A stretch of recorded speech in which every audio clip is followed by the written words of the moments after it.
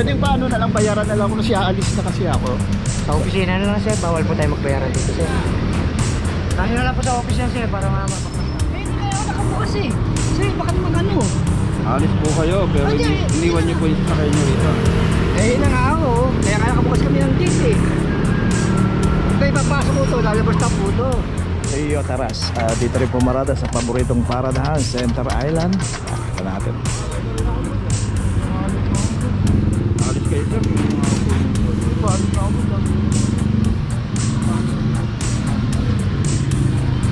Kasi nilang gisna, ang kinagisna nilang dati, pwede tayo magparada. Saan taas?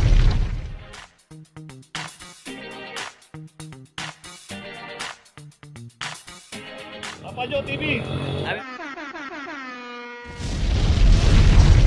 Corner de la Puente Street at dito naman isang Innova. At dito ngayon pagkakaparada ng Innova Street Corner 2412. At dito sa kahabaan ng Honrales makita natin both side din nakaparada, paved secondary road. Pero pagkapaparada tayo ng street corner, kasama na po sa inuuli ng clamping operation. Ito lalagyan ng notice, punta pa natin, meron pa nga tayo kaklamp doon.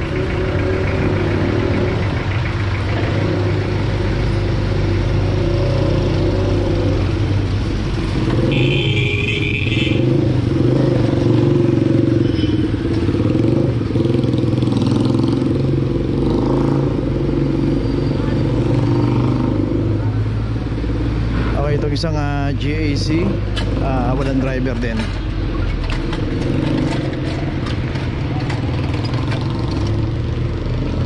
Okay, 2407.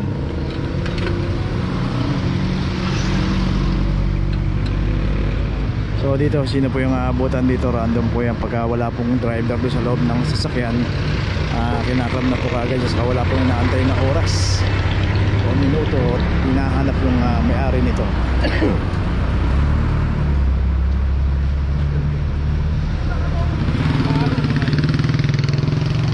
Ma'am, saan niyo po ma'am? Dito.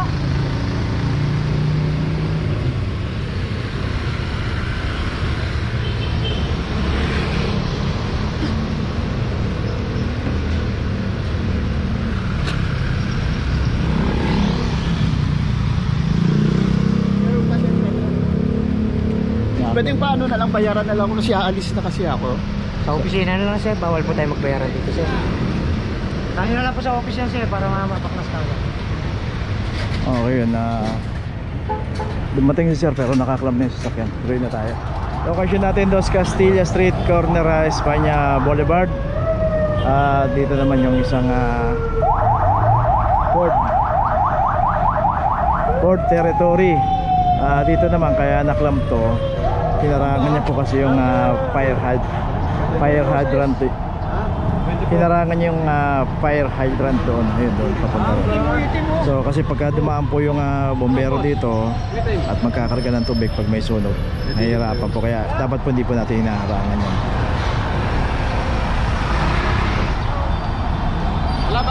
So ito rin yung isang Honda Kappa. Ito rin makakalam to dito. Ito naman ang parada naman ito. Ayan, kita natin kantong-kanto rin to. So dapat usog natin yung sasakyan doon pagka pumaparada tayo.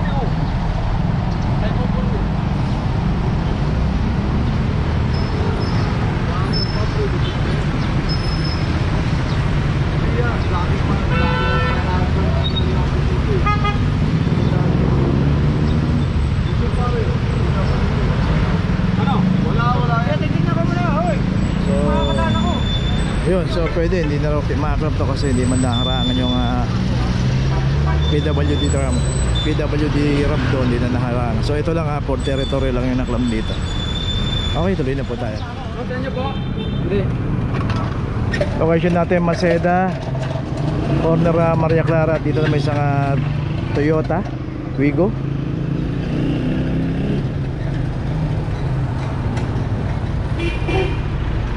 Okay, isang Hyundai ang naklam dito. 2323.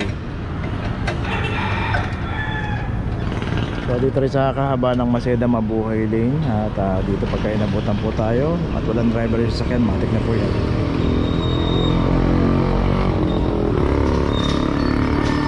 Alis na po kami. Eh, hindi kaya ako nakabukas eh. Sir, bakit Alis po kayo, pero iniwan niyo po yung sasakay niyo rito. Eh, na nga ako. Kaya nakabukas kami ng gate eh. Kaya ipapasok ko to, lalabas na po to.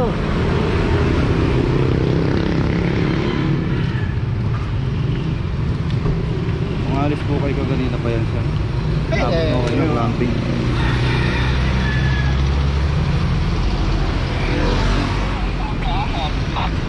Okay, so may notice na. So may garahe nga sila kaso isang slot lang yung kasya doon sa loob. Maaari nga yung sinasabi yan totoo, pero pagka nandiyan po yung dalawang sasakyan, yung isang sasakyan nasa labas pa rin. So pagka nakaparada yung isa, inabutan pa rito, aalis na raw. Naklab nyo na walang driver. Okay, tuloy na tayo. Location natin, Figueroa Street Corner, San Antonio. Dito na may isang adventure. Dito rin yung pinaradahan nito, bangketa to. Hindi pa sakop ng property line ng bangko to. At isa pa, sarado pa yung bangko rito. Dito lang pinarada, iniwan. Kaya dito pagka nadadaanan po ng clamping to, inatanong po yan sa guardia, nakipag-coordinate po yan. Ngayon kung sa loob ng bangko to, dapat ipasok nila dito sa kanilang property line. So yan po yung property line nila. Ito meron na rin account number 2326. So dito random po yan pagka nadaanan po tayo ng clamping. Wala pong oras na inaantay o hinahanap yung driver. Basta wala pong driver yung sasakyan, matik na pong makaklamp yan. Okay, may notice na itong adventure. Tuloy na tayo. Location natin Quezon Boulevard, corner Paquito Street. Dito naman yung isang Toyota Vios. Yun isang UB Express, may driver doon. 2413. So dito makikita na natin dati mga naka-obstruct dito. Ayan po, i-coordinate lang po natin sa nakakasakop dyan. Ayan, malis na yung UB Express. Kagaya ng TMU o clearing operation, sila po yung may jurisdiction dyan. At ang clamping po kasi is mga 4 wheels lang. So dinadaanan naman po yan. Ang nga lang, ini-schedule po kasi sa laki rin po ng area na iniikutan, hindi po kakayanin araw-araw padaanan po. Pero dadaanan po nila yan. Naka-area na po sila rito. Okay, may notice na itong Vios. Tuloy na tayo. Location natin Malabon Street, in between ng Natividad at Rizal Avenue. Dito na may isang Toyota Vios 2320. At ito kinumplay na isang parking attendant na hindi nagbabayad. Unauthorized complaint sa MOA. MOA to, Paps? Okay, so complaint pa na to sa MOA. Siguro unauthorized to. Unauthorized parking. Pero dito po sa Malabon, pay parking po to, no? Secondary road. Pero dito may mga MOA rin yung iba. So pagka may MOA, hindi na ako nagbabayad ng parking ticket gaya nun. Monthly ang bayad dito sa City Hall. So ang nangyari dito, yung slot nila pinaradahan ng ibang sasakyan, kaya ngayon kinumplain ng may-ari yung nagbabayad ng MOA rito, unauthorized parking. So pagka ganun po, magtanong muna tayo. Magtanong tayo sa parking attendant kung pwedeng pumarada rito. Ngayon pagka sinabi ng PA na may MOA yan, wag po natin paradahan. So nangyari siguro dito, iniwan niya na lang yung sasakyan niya, then umalis siya, hindi siya nakipag-coordinate sa PA, so kaya hindi niya alam. Ang mangyayari ngayon, pag balik niya, ayun, ginagawa niya yung notice, magugulit siya, nakaklam na yung sasakyan niya, at siya may kaukulang penalty 900 pesos. So malalaman niya bakit siya naklam. Nandun po sa notice siya. Okay, tuloy na po tayo. Dali lang, dali. Okay, location natin Emoxon Corner, Emoxon. At dito naman yun isang complaint ng PA dito, isang Mirage na hindi nagbayad ng parking. So dito pagka paparada tayo, magbayad po tayo ng parking. Ito may claim na 2337. Dito naman pay parking naman dito sa ayan, Emoxon, parehas siyang pay parking. Pero dapat pagka pumarada tayo, always magbayad tayo ng parking.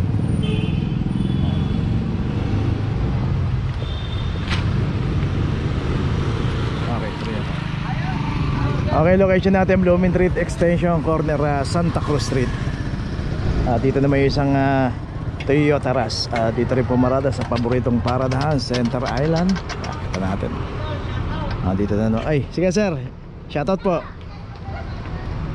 So yun, lagi po pagka dumadaan po yung clamping team, palagi pong may nakaparada rito sa paboritong paradahan. From number 2408. So yun po, dapat pagkapaparada tayo yung mga secondary road, pwede natin dong iparada. Wag lang po dito sa Center Island kasi bawal na bawal po yan.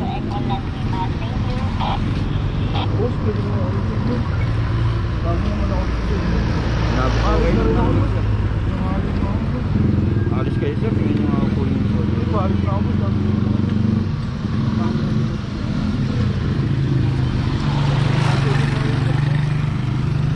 Yung tank naman namin niya sir, hindi naman namin binibigay.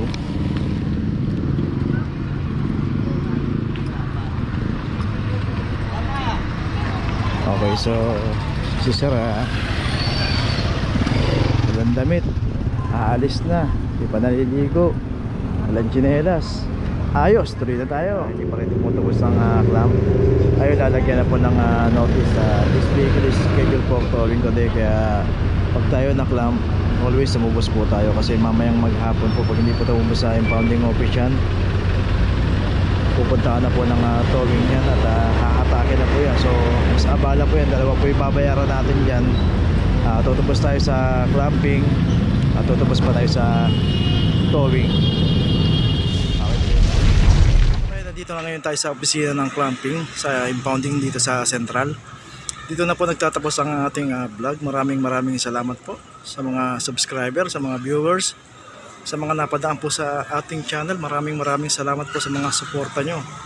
Sa mga hindi pa po nakakapag-subscribe, subscribe na po tayo mga kabayan. Maraming salamat po. Mabuhay!